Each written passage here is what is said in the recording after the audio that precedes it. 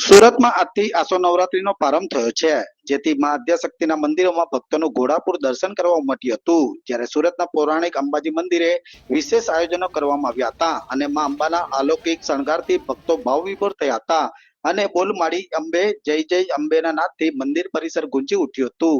જ્યારે ભક્તોએ શ્રીફળ, ચુંદડી અને પ્રસાદ મા અંબાને અર્પણ કરી ધન્યતા અનુભવી હતી. તો શહેરના આદ્યશક્તિના મંદિરો શણગારવામાં આવ્યા હતા. આ નવલી નવરાત્રીના પ્રારંભથી ગરબા ખેલૈયાઓમાં ભારે ઉમળકો જોવા મળ્યો હતો અને યુવા હૈયાઓ ગરબે ઝૂમવા થનગની ઉઠ્યા હતા. મારું નામ કિરણ જીતેન્દ્રભાઈ ગોસ્વામી છું. હું આ મંદિરની અંદર 50 વર્ષથી સેવા આપું છું. આ મંદિરમાં વર્ષોથી પહેલાંથી હું અહીંયા નાનો હતો, મારો જન્મ બી અહીંયા જ થયો હતો ને હું આજે આ મંદિરને વર્ષોથી સેવા કરું છું. અમે આ મંદિરના પૂજારી તરીકે વર્ષોથી મંદિરમાં સેવા આપી છે. પહેલું નહોતું છે મંદિર સવારે કેટલા વાગે ખુલી ગયું, આરતી કેટલા વાગે? આજે મંદિર સવારથી લોકો એમ સમજો કે 3 વાગ્યાના લોકો આવીને બેસી ગયેલા આરતી માટે બેસી ગયા. તે આરતી પછી ક્યારે થાય છે? જ્યારે સવારે શણગાર થાય, માતાજીના પૂજારી શણગાર કરે પછી આરતી સવારે 6 વાગે ને ધસારો એટલો પબ્લિકનો ધસારો હતો કે દર્શન કરવા માટે પડાપડી હતી અને લોકો આરતી કરીને સાંજે દર્શન કરે. માતાજીના આરતીના લોકોને એટલો મહિમા છે કે ભાઈ એ લોકોનું સુખ સમૃદ્ધિ વળે.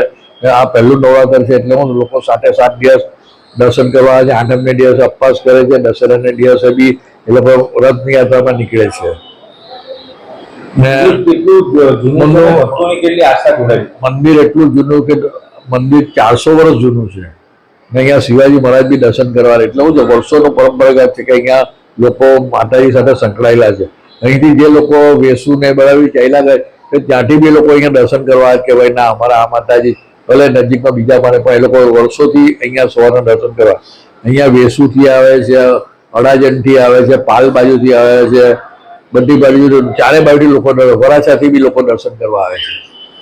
માતાજી ભક્તો કઈ પ્રકારે 9 દિવસ સુધી માતાજીની આરાધના કરી છે?